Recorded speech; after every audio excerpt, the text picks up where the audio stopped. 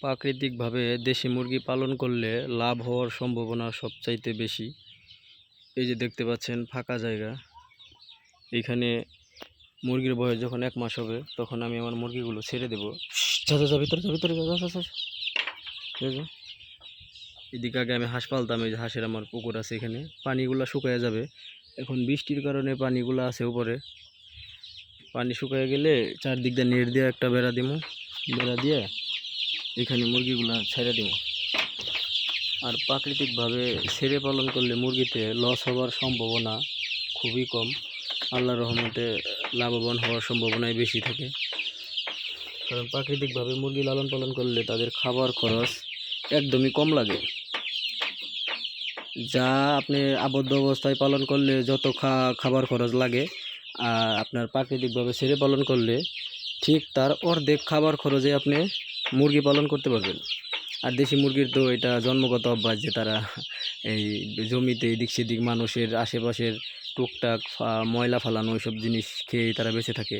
কারণ আমি তো আগে থেকেই দেখছি যারা কিনা 5-10টা করে দেশি মুরগি পালন করতো আমাদের বাড়িতে বা চাষিরা, তখন তাদেরকেও দেখতাম যে তারা 5-10টা মুরগি পালন করতো, ভাত দিত, কুড়া দিত, এই আবিজাবি ধান চাল এগুলো খাওয়াই পালন করতো। তাদেরকে আহামরি এরকম খাওয়ান দিত না, তারা নিজেদের খাবার নিজেরাই আসলে জোগাড় করে নিত। তো এখন আমিও সেম ওইভাবেই ওই পদ্ধতিতে পালন করতে চাই, যাতে আমার খাবার খরচ কম লাগে এবং আমার প্রফিটটা আসলে এখান থেকে হয়ে যায়। এই কারণে আমিও চাইতেছি মূলত প্রাকৃতিকভাবে লালন পালন করার জন্য। এই জন্যে আমি মূলত দেশি মুরগিকে বেছে নিয়েছি। দেখেন এই যে গলা ছিল, এই যে গলা ছিল একটা, টাইগার একটা। প্রাকৃতিকভাবে মুরগির লালন পালন করলে মুরগির রোগ প্রতিরোধ ক্ষমতা ভালো থাকে। তারপরে আপনার মুরগির আলো বাতাস থাকে পর্যাপ্ত পরিমাণে, এখানে অসুস্থ হওয়ার সম্ভাবনা খুবই কম। খাবার খরচের কথা বলতে গেলে সেটা তো একদমই অর্ধেক নাই হয়ে যাবে। কারণ আমার কথা হইলো আমার প্রফিটটাই হইলো প্রয়োজন, সেটা যেভাবেই হোক না কেন আমার সেভাবেই করতে হবে। কারণ ছেড়ে পালন করলে খাবার খরচ যদি কম হয় তাহলে প্রফিট হওয়ার সম্ভাবনা সবচাইতে বেশি। এক একজন আপনি ইউটিউবে দেখবেন যে এক একজন এক একভাবে আপনার পালন করতে বলবো, যে এইভাবে লাভ, ওইভাবে লাভ, ওইভাবে লাভ। মূল কথা হইলো আপনি যখন ছেড়ে পালন করবেন তখন আপনার এরা নিজেদের খাবার যখন নিজেরাই খুঁজে নেবে, তখন সেক্ষেত্রে আপনার খাবার খরচটা বেঁচে যাবে এবং ওই টাকাটাও আপনার বেঁচে যাবে, ওইটাই লাভের খাতায় যোগ হবে। কাজেতেই আপনি আবদ্ধ অবস্থায় পালন করলে যে লাভ হবে না, আসলে বিষয়টা এমনটা নয়। আবদ্ধ অবস্থায় পালন করলেও আপনার লাভ হবে, কিন্তু আপনার ওই ছেড়ে পালন করলে যে প্রাকৃতিকভাবে লাভ হবে ওইটার সমপরিমাণ কখনোই হবে না।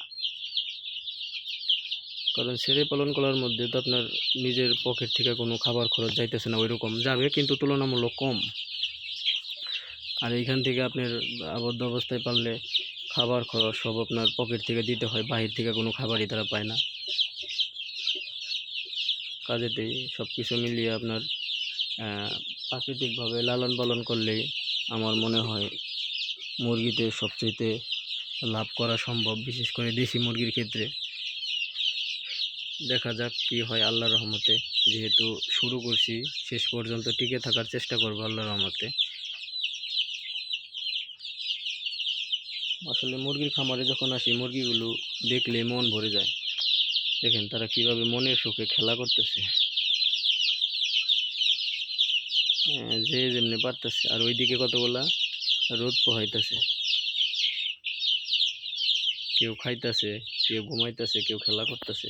এক একজন এক এক কাজে ব্যস্ত। সবাই ভালো থাকবেন, আবার দেখা হবে নতুন কোনো ভিডিও নিয়ে।